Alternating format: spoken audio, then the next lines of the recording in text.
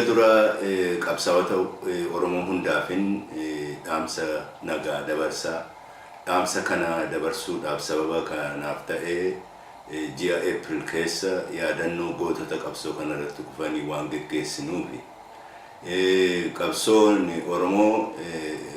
yeroo dheeraa ka dabarse eega gaafa sirni kolonii biyya keenya hawaasaa keenya irratti kufee jalqabee bakka garagaraatti haala garagaraa jalatti gootonni Oromoo jireenya isaanii kennaa qabsichi akka hin duune akka hin dhabamne sabichis gaaf tokko akka saba tokkootti mirga isaa guutuu akka dhuunfatuuf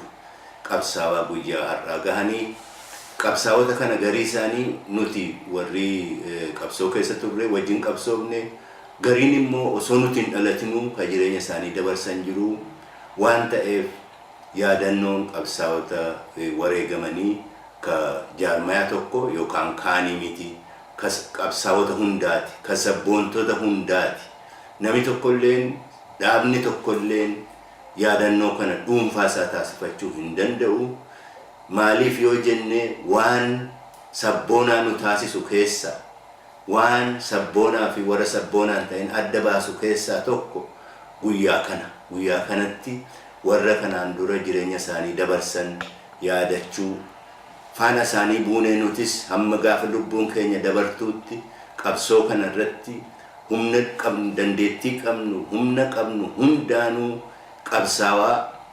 wareegamni isaanii bilaash ta'e akkan hafne gochuu irratti tattaafachuudhaaf guyyaa itti irra deddeebinee ahadii seennu ammas nuti akka miseensotaa fi hoogganoota adda dimokiraatawaa Oromootti ahadii kana seenna qabsoon Oromoo akka kanaan dura gaadi'amee akkan teenye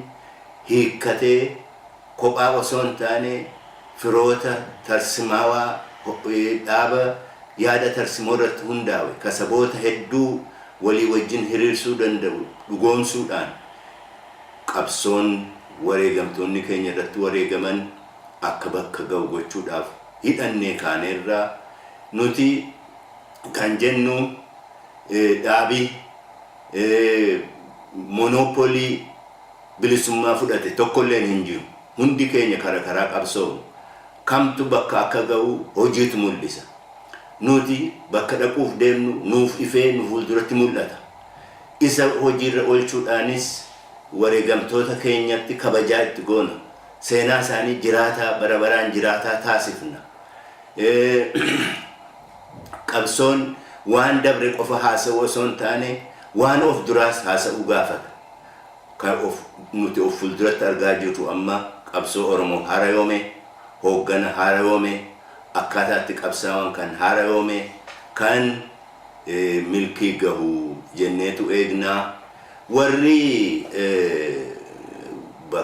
karaan